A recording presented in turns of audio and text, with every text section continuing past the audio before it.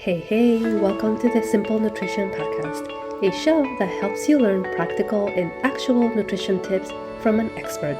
I am your host, Leonila Campos, a registered dietitian with over 8 years of experience in the nutrition field.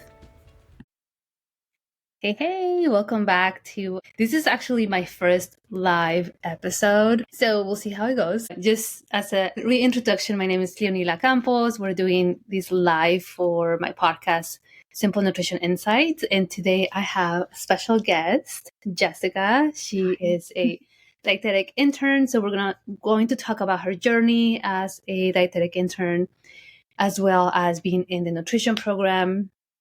And so welcome, Jessica. Thank you. Thank you for having me. Yeah, so let's start with the first question. What inspired you to pursue a career in dietetics?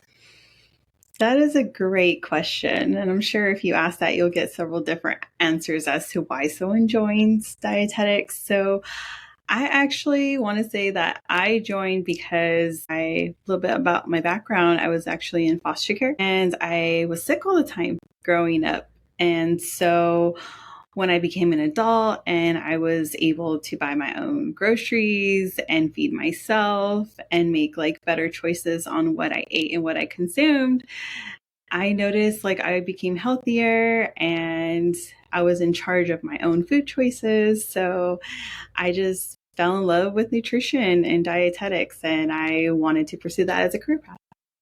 Awesome. That's really inspiring, right? Because of how just your journey is growing up and really taking into the nutrition aspect of it, right? I have the ability to buy my own food, right? And make healthier choices, and go into a career, right, in nutrition. So it's amazing. Very nice. I actually thought I wanted to be a nurse. And then I'm always looking at ways on how to boost my energy or what was good for your skin or your hair. And then they were like, why don't you become a dietitian? I'm like, what is that? And then here I am. Right. Yeah, it's interesting. This is not something that a lot of people know. Maybe someone said, why don't you become a nutritionist? Right. That would be probably more true. I know what that is. But a dietitian, right, is something more unknown.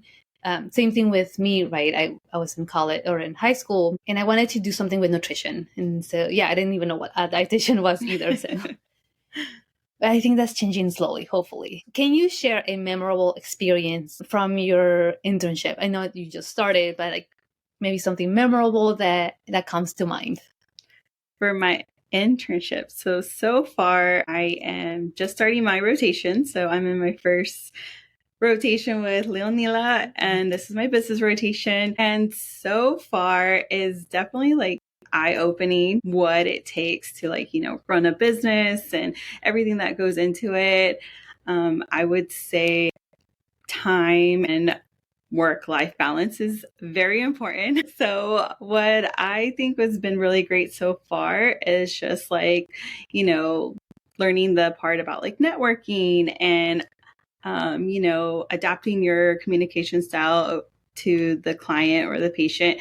And I would say one of the most memorable part for me was just seeing how you changed your style and how you were able to meet the patient where they were at. You're very, like I said, you're very soft spoken. I think I've told you that before. And I'm just amazed with how you just know the right thing to say. And you're able to build that credibility with the patient. So I think that was really great. Awesome. Thank you for sharing that. I definitely am curious to do this interview at the end of your internship and just see how that, build on to that and how much you grow. But okay. We'll have that. We'll put that pen on our calendar. Okay. This is a good one. How do you stay current with the latest nutrition research and trends?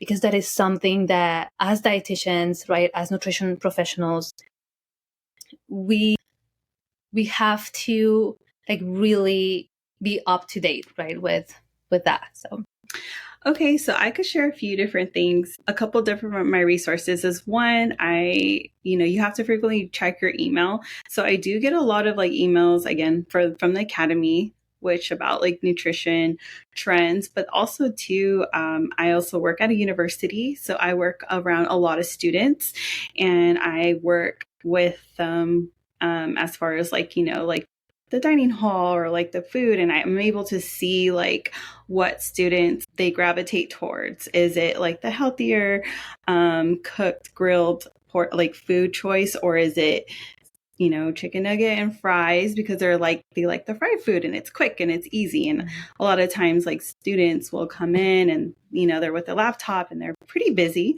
A lot of students, they go to school full time. So I do observe that. I also, on social media platforms, usually Hot Topics, you like go on there and you kind of see like, oh, that craze that they had about this is Jennifer Aniston's favorite way to make a salad, or this is something she eats every day. And then you'll see a remake of it. And I think, did you hear about that? What is it? The Green Goddess dressing or something like that. But I think a few different resources, like what I'm able to see like in person, because at a university, there's so many different populations and groups. And then again, like I said, my emails that I receive, and then social media also keeps me update to the current trends of nutrition. Right. Yeah, absolutely. And once you become a dietitian, right, we have to do 75 units, right, continuous education units in order to keep our credentials, right? So that is something that we have to do in that 5-year span. But that, just like doctors, right, or these other health professionals, we have to keep up to date with the latest trends, with the latest research information, to be able to provide evidence-based information. And so, no, it's not that we just learn something and then we stay like that. But we have to continue to learn things. Absolutely. I love what you said about the trends, right? Social media is a perfect way to really know about new trends. Either if we agree with them or if we don't, but it gives us an idea because we can research. And then if a client comes to us and asks us, what do you think about XYZ? You know about it, you have researched about it, and you can provide an evidence-based opinion, right? Exactly. So let's see, what areas of dietetics are you most passionate about? See, I think we talked about this. I am actually still figuring that out. I want to say functional medicine is kind of what I'm gearing towards, but I don't know specifically what. So I guess that's, why I'm in an internship, to observe and learn and just be in an environment and see, find out, or at least try to find out like what's for me. The great thing about being a future dietitian is that the more I learn about it, the more I find out that there's so many different jobs out there, and even jobs that you probably never even heard of or haven't existed. And I'm just so excited to see what's the right fit for me. And I'll let you know when I find out. Awesome. Yeah, I think that is the beauty about our career, right? As nutrition professionals, nutrition experts, dietitians, is that we can pretty much go anywhere, right? Food is everywhere. And so we can essentially go anywhere we want to go. Not, some people think you're just in the hospital, right? Or you're just in the kitchen. You can find dietitians anywhere, food marketing or advertisement or television, your sports, right? Your professional sports are going to have a dietitian. And so it's just really amazing to see that for sure. And I think we jump into the interview so fast, but just for the listeners that maybe don't know what it takes to become a dietitian, right? You have to have a college degree, right? Either if it's in food and nutrition or something related, extra classes, right? It's a heavily science-based career, right? It's extensive. So we take a lot of classes that doctors take, a lot of science classes, physiology, anatomy, biochemistry, all that. Once we have a bachelor's, right, in science, specifically nutrition or whatever the case may be, and we decide to become dietitians, now we have to do an internship, right? And recently there has been a change that any new dietitian now has to also have a master's degree. So it's extensive, right? An extensive amount of education that dietitians go through. And so when someone says nutritionist is the same as dietitian, I get this question often. So every dietitian is going to be a nutritionist, right? Just that's the default. We are the food and nutrition experts. but not every nutritionist is going to be a dietitian. Exactly. Right? That education part of it is huge. So someone can just call themselves nutritionist because they got a certificate, right? Or they got a few hours of training and that's it. But dietitians have a lot of education. And as I mentioned, right, we had to keep up with our educational units to maintain a registration. Anyway, so a little side note there for you. How do you balance the theoretical knowledge, right, from school, whatever you learn in school, with practical experience in the field? So I try to connect it to whatever I'm going to learn. So I have my agenda or task list for the week. And, based on what we're going to do and what I'm learning, I'm like, okay, this is where I can get more like hands-on experience. And I know that would help me learn. So for example, if we're looking at the nutritional counseling part, I can say like, okay, I'm looking at observing what you're doing and how you're speaking. And then I'm tying that into like what I'm learning for better practice. So I am trying to make that connection as much as possible for me to get better at it. Perfect.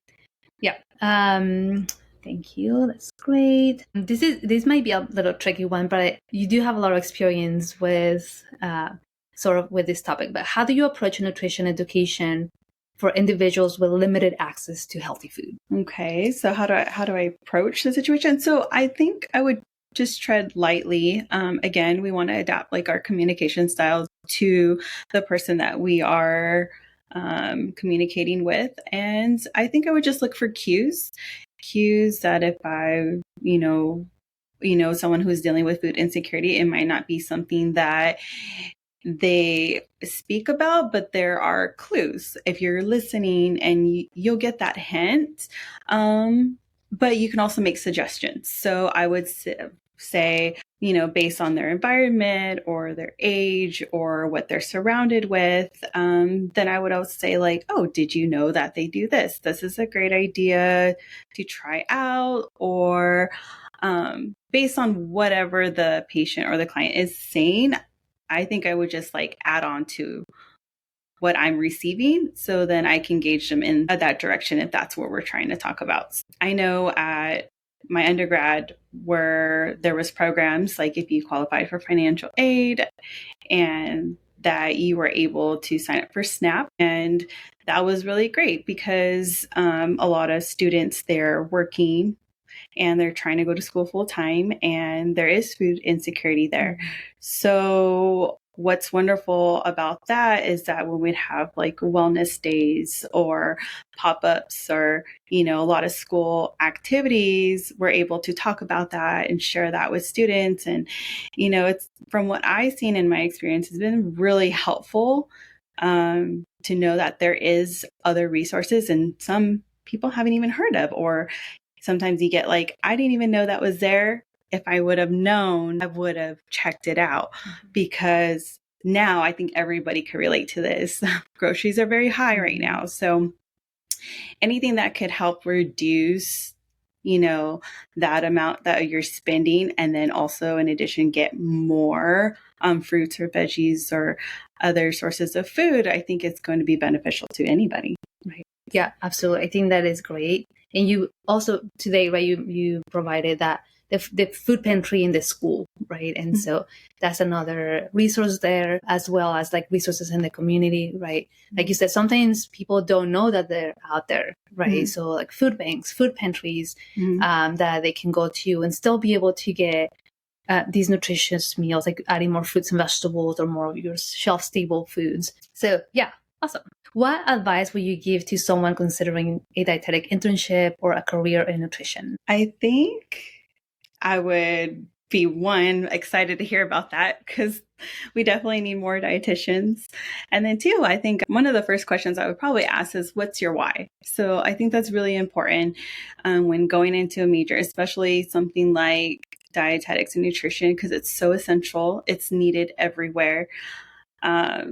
And then making sure that, once I find out their why, I would probably adapt what I would say to that person. But letting them know, like, always keep that, their why that's close to them. Like, don't forget it. Like, remember it. Use that as their motivation throughout the process, because nutrition and dietetics is just not as easy as like, I took a nutrition class and that was so much fun and yay, like I'm done. No, it's very it's challenging at times, and you really got, like, some parts of your journey in nutrition and dietetics, you really just got to push through those really tough classes. And if you want to get to the next level, and then, when you're in those positions, when you're dealing with, like, those challenges, and you stop and you think, like, do I want to continue this? This is really difficult. It's a lot more harder than I thought. You remember your why. And that's what I would give an advice to somebody who wants to be in nutrition and dietetics, because that's a wonderful thing. It's a wonderful thing to want to come into this field, but, hold on to that and, like, push through to the end. Yeah. I really love that, because it's so true, right? It's not about just, I love about nutrition, learning about nutrition, right? Yeah, you're going to have those classes, but you're also going to have, like, the really difficult classes, right? When you're like, when you feel like, is this really what I want to do? But I think that is lovely, holding on to your why. Like, I came into this field, right, because of this reason, right? It's tough right now, but it's not always going to be like that. Let's just keep pushing through. I think that is awesome. Very nice.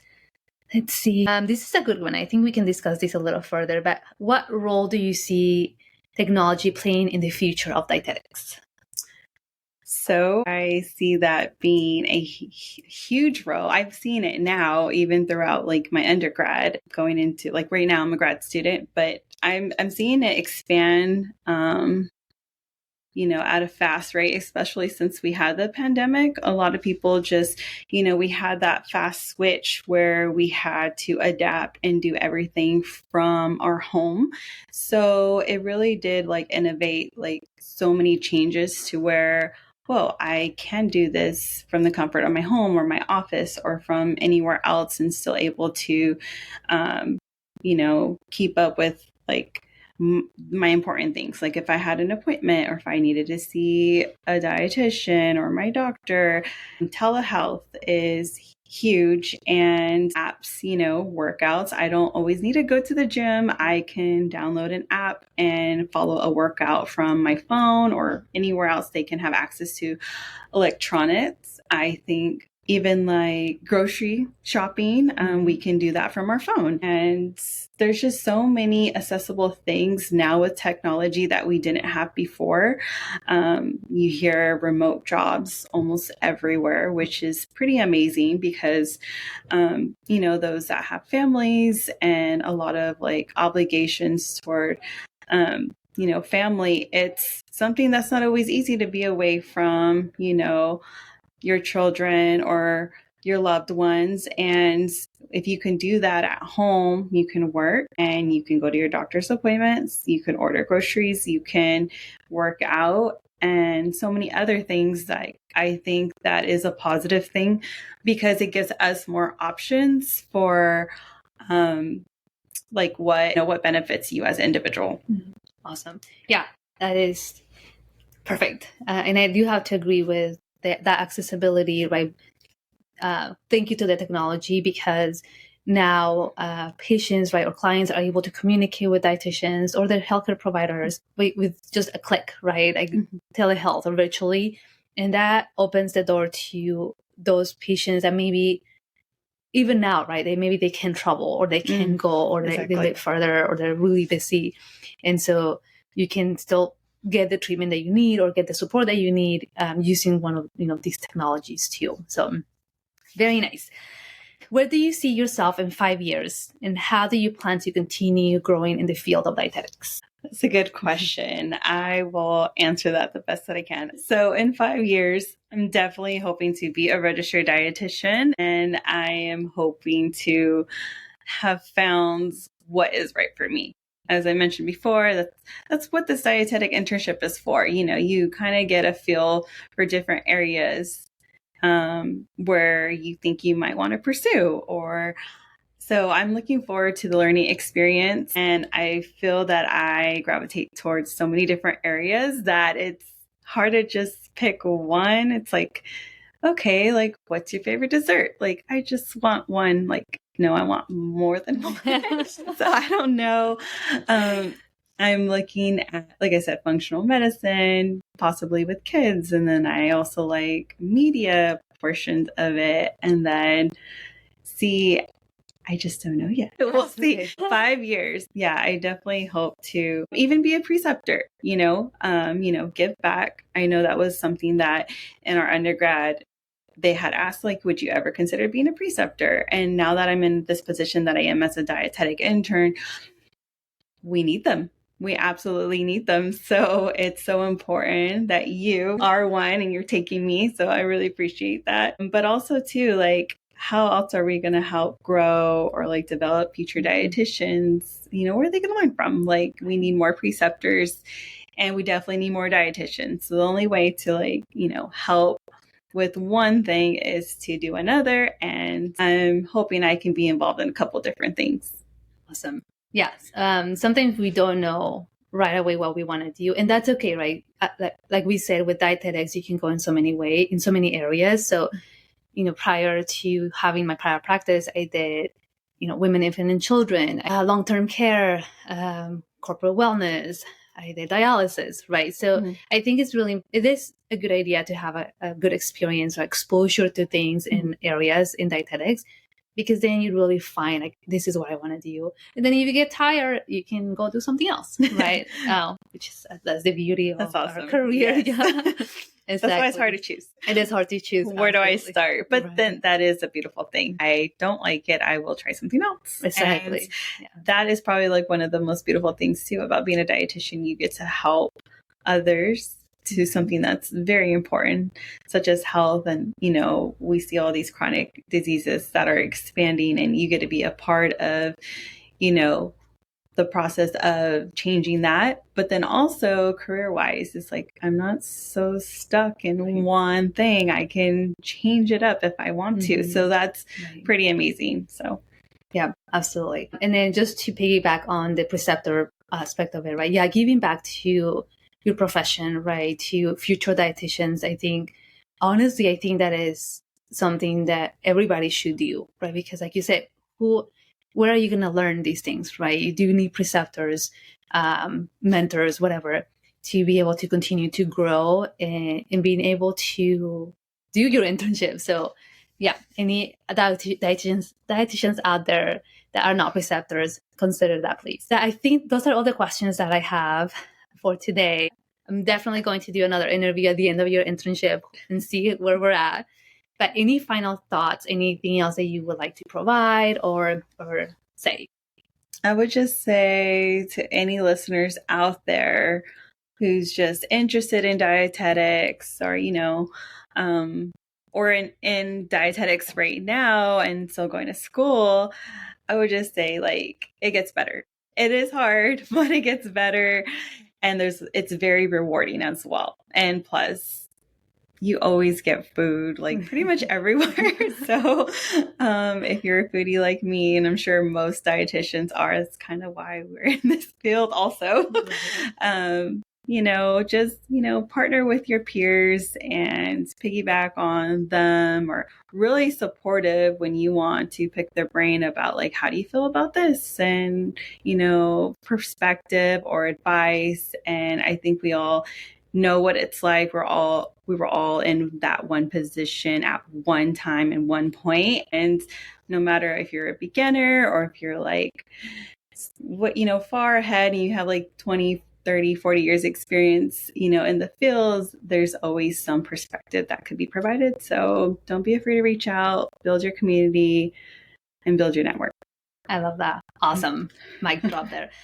Perfect. Thank you so much, Jessica, for this interview. Thank you, everybody for listening. If you have any more questions for me or for Jessica in the podcast app, you can send us a text or you can reach out to us. But that's it for now. Thank you so much. Take care. Thank you. See you next. This podcast, the links and resources provided are for the purpose to educate only and are not a replacement for medical advice or nutrition therapy. I suggest you seek out the help of a trained professional to help you with your specific situation and needs.